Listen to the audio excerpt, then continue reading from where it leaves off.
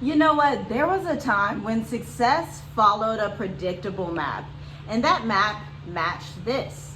You worked hard, you increased your income, maybe you moved to somewhere in Europe like Paris, Lisbon, Barcelona.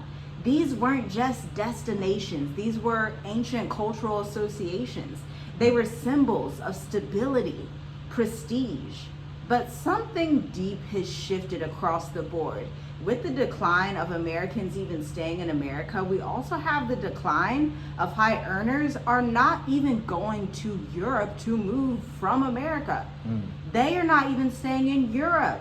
People are fleeing to Africa and Asia. High earners are no longer asking, where is everyone going? They're asking a far more strategic question.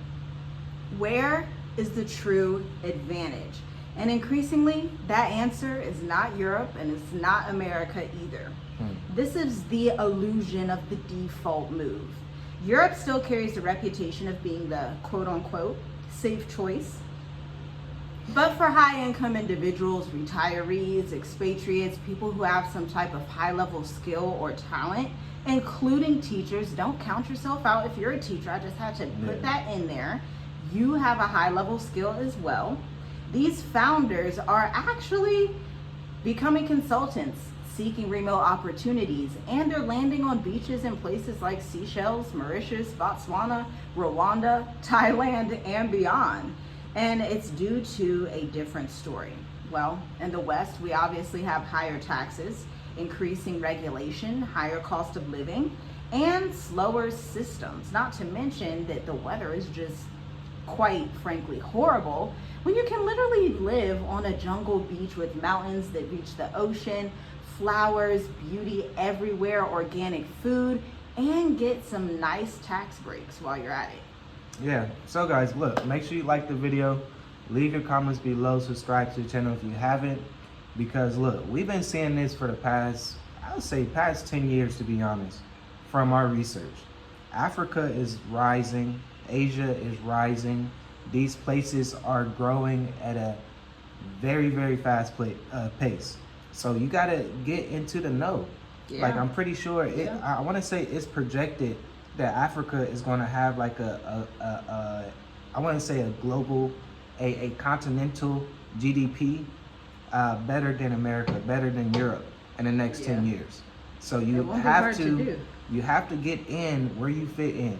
So no matter what skill sets you have, right? I was just talking to someone that joined our State of Diaspora, our last one, I want to say 2 weeks ago. And she was saying, yeah, I had my cleaning company for about 12 years now. This is my skill set. You know, the Most High, He really provided for me through this and things like that. Could I do something like that over there in the continent? I said yes, but you can't think small. This is what we tell people, don't think small. So if that's something that you do, if you have clients that you go to clean their houses and stuff, that's okay. But think about bigger, think bigger, think clients that are hotels, that are, you know, banks and things like that, where it's gonna actually give you like a contract for a year or 2 years. You get what I'm saying? It's okay to help our people around. Villas. And, you have some nice concierge services out here in Mauritius. So the main point, don't sleep on your service. Don't sleep on your skill set, because anything is possible here on the continent, especially here where we are. This is what we always tell people, like, you can do pretty much anything here. So, you know, that's because something the to really think economy about. is strong. But that's a good question, because not all African countries are created that way. You could take like a Kenya or a Tanzania. It may be a little bit more difficult because the currency exchange. So it does need to be somewhere that has a luxury vibe that values those type of services, like a Botswana, like a Namibia, like a Mauritius, like a Seychelles, South Africa, somewhere, South Africa. That would definitely work down there. Like somewhere like that has the economy to support what you want to do, and that goes into your risk analysis. Like, do you know the risk factors associated with the territory that you want to go in? Because we have seen so many entrepreneurs try to get into the wrong country and fail because the currency is devalued too low currently. Maybe in the next 10 to 15 years it would be better, but at its current rate, it's not ready for investment the way that the number one African country to do business in, literally Mauritius, Africa, literally that is listed as the top country for business. And you have to ask, okay, I wonder why that is. Well, there's a whole slew of reasons that we're not going to touch in this video, because then we'll be on a new topic, okay? But Africa is rising and it's being positioned. The narrative you'll often hear is that Africa is emerging, okay? But the people actually moving are not treating this like an emerging market. They're treating it like a strategic environment, a legacy generation plan, something their children's children can inherit, literally, intercontinentally, across the world, inheriting bank accounts, businesses, trusts, whatever their parents want to pass down to them from, maybe they were from America, maybe they were from Europe, maybe they were from Asia, but they have left those territories to come to somewhere like a Mauritius or a Seychelles. Now, countries like Mauritius, Rwanda, and even Cape Verde, don't sleep on Cape Verde on the west coast, which is basically the equivalent of a Mauritius or Seychelles on the east coast is where we are, but Cape Verde is on the west coast by Senegal, by Nigeria, that side of Africa. Cape Verde has some really good investment incentives as well. These countries are not even competing with Europe on history or tourism. They're competing on infrastructure, access, and long-term positioning, because listen here, Mauritius specifically offers structured tax environments and pretty low thresholds for your taxes. So you would pay anywhere from 0 to 15% tax. It could be up to 20%, but many times, even depending on your industry, this is why I'm so glad we purchased this book in this store. I don't know if we talked about it on members only, but they openly, they're transparent about these initiatives they have for foreigners who are investing. And if you're in technology, if you're in IT, if you're in education, there are certain tax incentives that can get you up to 8 years tax-free as an entrepreneur. Now, this is very rare on the continent, because typically when an investor's coming into a South Africa or somewhere like that, there's not going to be that many tax incentives, because they really do want to take those taxes from the people. And so this is why wealthy individuals, retirees, or people who have just a smarter mindset, it doesn't even have to be that you're a multimillionaire. A lot of people just have a millionaire mindset by understanding, oh, if I don't spend 35% on taxes, that's money that I can save and pass down to my children's children, my nieces, my nephews, or reinvest in the markets or in my business. Also, Mauritius has super strong banking systems like Afro-Asia Bank, Absa Bank, MCB. There's a plethora of other ones. We actually wrote down like 25 banks across Africa for the State of the Diaspora enrollment guide. If you're interested in that, check out the link in the description. And pathways for those global operators. Now, Rwanda, on the flip side, is building one of the most clean and most efficient business environments on the continent. They have super fast company registration online, policy-driven growth, and Cape Verde is actually quietly opening doors as well for investor incentives, low tax bans, and early stage opportunities. This is not about hype. This is about strategic African alignment between how you earn and where you live. This is the new equation, lifestyle versus leverage. Yeah, early stage access is a must. Like this is why, you know, we come on here to let you guys know and give you guys the information. Like, this is serious. Like, we see everything changing right now. We see what's happening in the Middle East and in America, or definitely we see what's happening in America and stuff. In Europe, things are changing. Australia. The global system is changing. But what's going to be next? That's the question. You always want to be 2 moves ahead. This is why, you know, I teach my children chess. Like, trust me, they play chess every day and they have that mindset. My son actually beat me the other day and I wasn't paying attention. You know, I just sat down. I was just like, okay, my turn, boom. And then he actually beat me. So I'm like, oh, snap. He really, and it's nothing bad. It's just like, dang, that's a proud father moment right there, where, you know, for me, as I was learning chess, I always wanted to beat my dad. And my son, he's 14. So that means that he is strategically thinking 2 moves ahead. Yeah. You get what I'm saying? So this is something that you need to do. So I might start a chess tournament, for everybody on here, because that might be, something that trigger people's mind. I don't know. Because if you don't listen to me saying, learn how to play chess, this will help you throughout your life, because it will. You got to do it. You got to do it. You got to always think about 2 moves ahead. What's going to be next? And the next big thing is Africa. Yeah. Africa is going to be the only thing. Mm-hmm. That's the way. Anybody who studies economics, geopolitics, who has traveled abroad, anybody that's an entrepreneur is seeing the red flags in America. They are saying, okay, this American economy is about to collapse. So I have 2 choices. I can fall with it, or I can maneuver out of it quickly before it takes me down with it. Same thing with Europe. Same thing with Australia, because Australia, although it's a great geographical location to escape World War III, it's expensive as heck over there. Like crazily expensive. And so it's like you have to weigh your risks and your, what's the other term? Yeah. No, you have to weigh your risks and what's the other word? Reward? Yes, risk versus reward. Thank you. Yes. Weigh your risks and your rewards. Because listen, Europe is still just about the aesthetics. It's about walkability, architecture, old churches. That's fantastic and cute, and you can take wonderful pictures. But high earners are no longer optimizing for aesthetics alone. I mean, real high earners, they don't even care about aesthetics. They care about production, return on investment, and where their lifestyle and money are going to be safe. They're optimizing for leverage. Where can my income stretch further? Where am I taxed most efficiently? That's really like a top one. And where can I build long-term security? And increasingly, those answers are not found in the North. They are actually found down here in the South, where we have been for the past 6 years.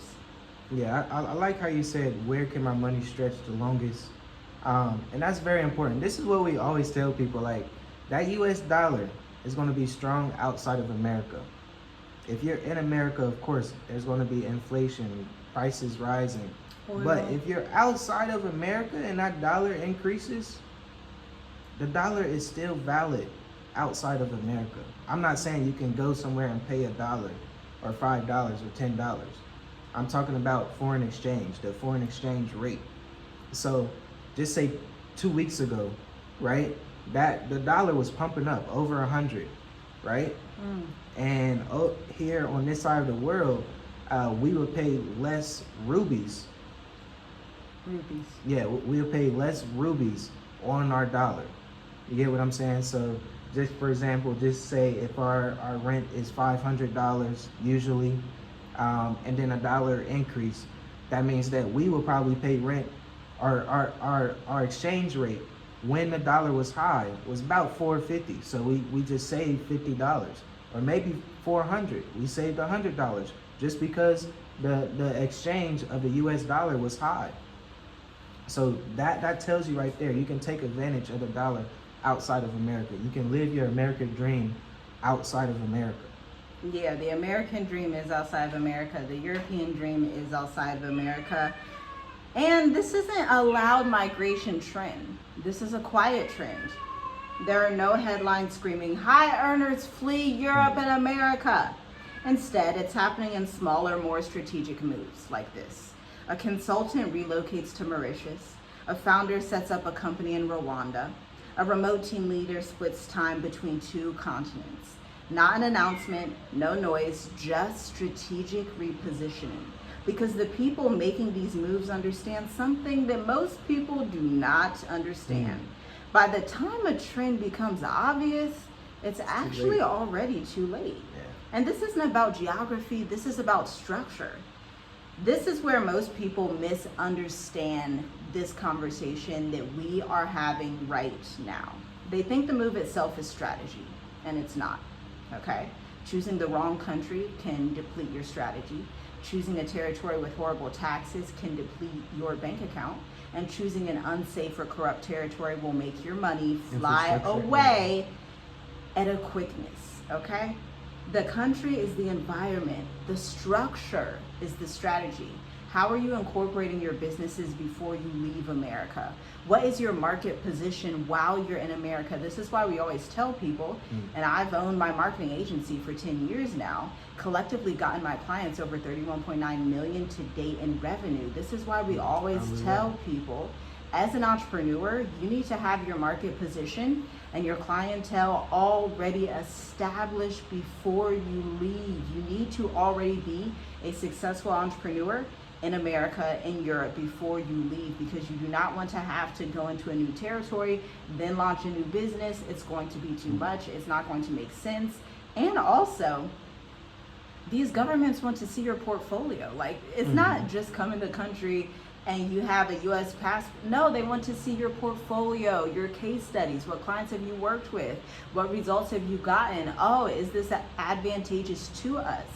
You have to act like somebody who is literally going into a room to pitch venture capital for your business. You have to elevate to a new level and say, okay, let me think about this like a CEO and not a side hustler or a freelancer. Your income type matters, your residency type matters, your entity matters, and your industry. All of these things matter. Africa, in this case, becomes a platform that allows those pieces to work together more efficiently, especially if you're looking at a Mauritius, a Seychelles, a Rwanda, or a Namibia, or a Cape Verde. And that's why high earners are paying attention, not because it's popular. This is actually the path that's least known, but because it's strategic and it works. Now, here's the psychological shift that you're gonna need to go through. There's also something much deeper happening. For decades, the flow of movement was predictable. People moved towards the West. America, London, those were the places to be. Now that direction is loosening. It's not collapsing totally, but it's expanding. High earners realize they actually have more options than they were ever told.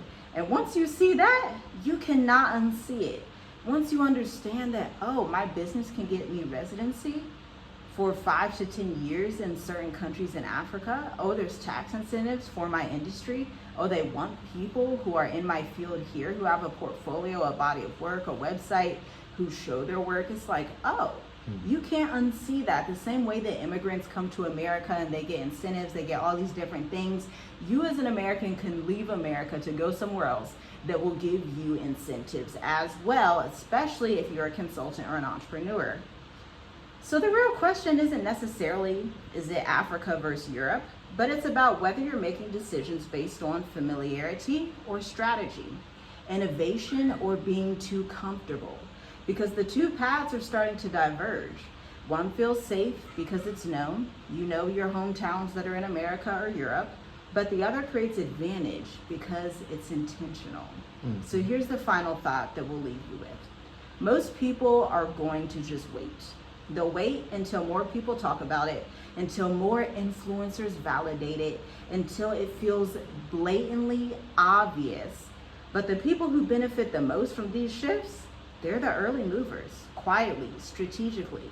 They're ready to invest, they're ready to move, and they're not gonna complain along the way. They're just gonna make it work and make it function. It's literally like they're in a race and they were number one in the race, like in track and field. They're sprinting 100 meters and they got across that line and they won the race because they didn't finish last. Yeah, guys, look, it's time just to do it. It's time to like really put yourself in the right position, because if you don't, you're just gonna be left behind. You don't want to be left behind, you know. Yeah, it's time. It's time to not play around. It's time to get serious. So check the links in the description, guys. I hope you guys enjoy this information, and make sure you like the video, and we will talk to you in the next one. Yes, check those links in the description. Visit www.tiffygwrites.ai if you would like to inquire about our 10-year marketing firm. Talk soon. Yes, shalom.